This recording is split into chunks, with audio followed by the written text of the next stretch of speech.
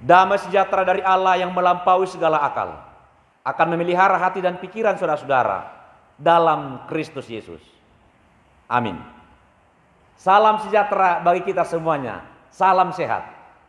Bapak Ibu, marilah kita mendengarkan firman Tuhan, yaitu khotbah pertangyangan yang diambil dari Nas Epistel Minggu tanggal 11 Agustus 2024. Tertulis pada kitab Mazmur pasal 34 ayat 1 sampai ayat 8. Saya akan membacakan bagi kita semuanya. Dari Daud, pada waktu ia pura-pura tidak waras pikirannya di depan Abimelek, sehingga ia diusir lalu pergi.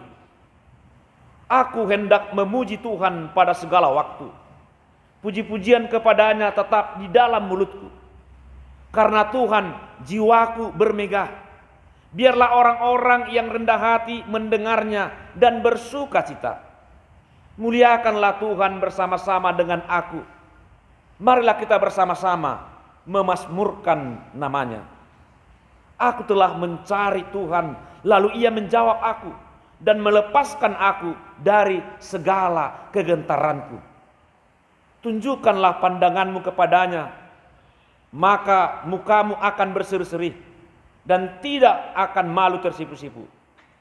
Orang yang tertindas ini berseru dan Tuhan mendengar. Ia menyelamatkan dia dari segala kesesakannya. Malaikat Tuhan berkemah di sekeliling orang-orang yang takut akan dia, lalu meluputkan mereka. Jemaat yang dikasihi oleh Kristus. Saya buka khotbah ini dengan sebuah ilustrasi. Memang ilustrasi ini pernah saya sampaikan di dalam bahasa Batak. Kali ini akan saya sampaikan di dalam bahasa Indonesia dan menurut saya cocok untuk pembukaan khotbah ini. Yaitu kisah seorang tentara yang melarikan diri karena dikejar oleh musuhnya dalam peperangan. Dia bersembunyi masuk ke dalam sebuah goa. Di dalam goa itu dia berdoa kepada Tuhan. Tuhan, selamatkan aku.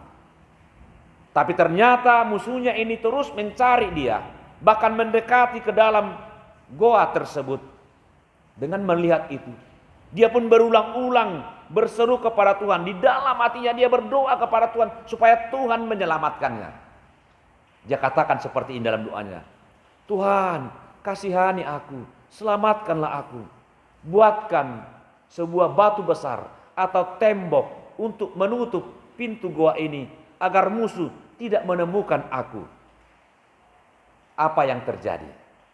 Pada saat yang bersamaan, dia juga melihat di pintu goa itu ada seekor laba-laba sedang membuat jaring, membentangkan benang-benang jaring di pintu goa tersebut. Melihat itu, tentara itu pun bergumam di dalam hati, Tuhan, aku meminta tembok pertahanan, tapi kau mendatangkan jaring laba-laba. Tuhan, bagaimana ini? Dan sekarang musuh itu sudah persis di depan pintu goa tersebut sambil menenteng senjata. Lalu dia pun pasrah kalau dia akan ditangkap. Dan apa yang terjadi selanjutnya? Tiba-tiba di luar dugaan, musuhnya yang sudah di pintu goa tersebut pergi meninggalkan gua tersebut. Kenapa? Ternyata sarang laba-laba itu telah mengecoh musuh tersebut. Karena dia pikir tidak ada orang masuk ke dalam gua. Buktinya ada sarang laba-laba.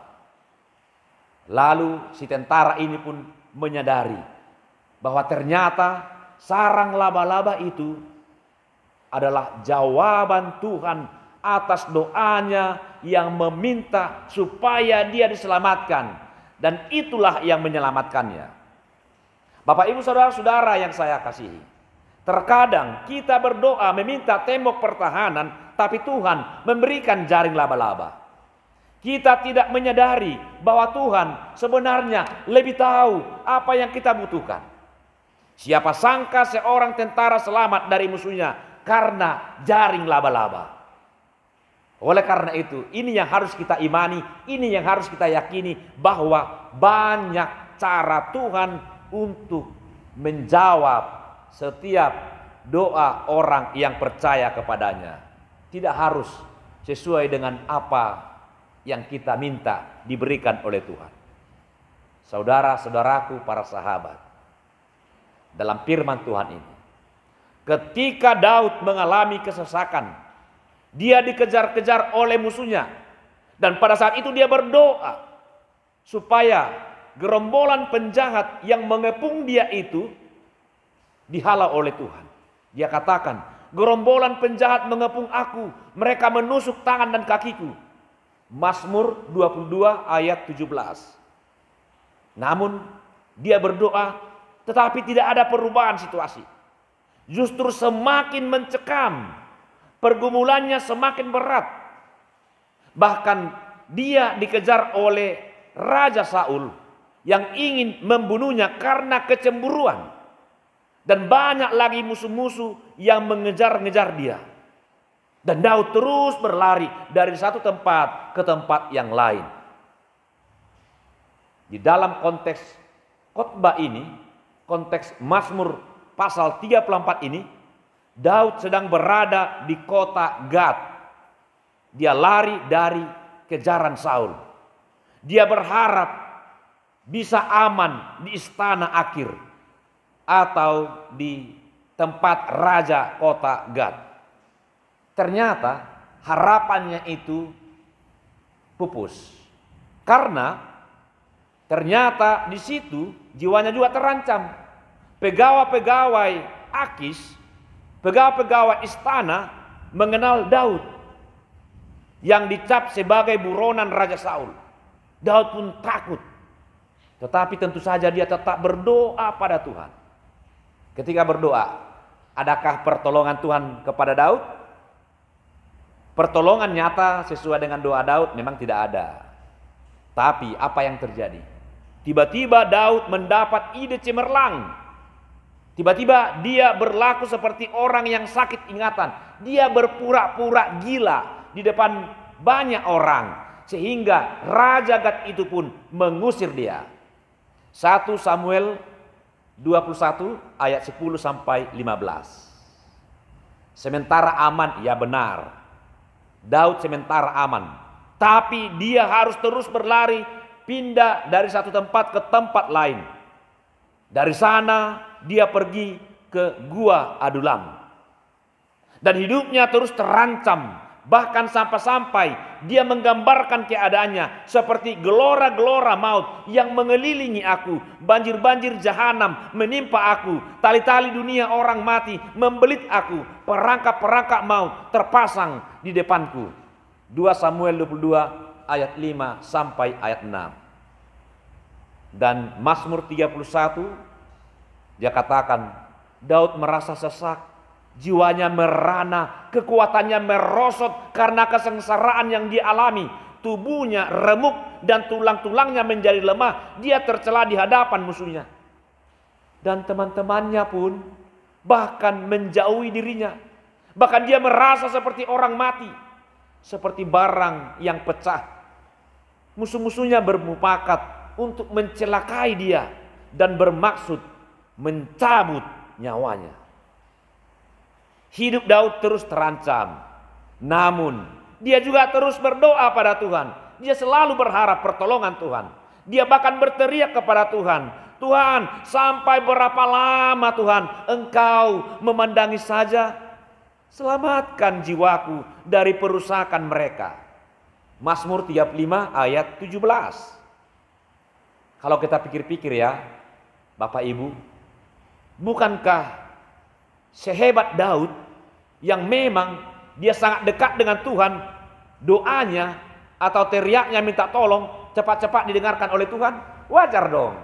Tuhan akan mendengarkan doanya karena dia adalah orang yang dekat dengan Tuhan. Tapi apa yang terjadi? Didengarkan Tuhan?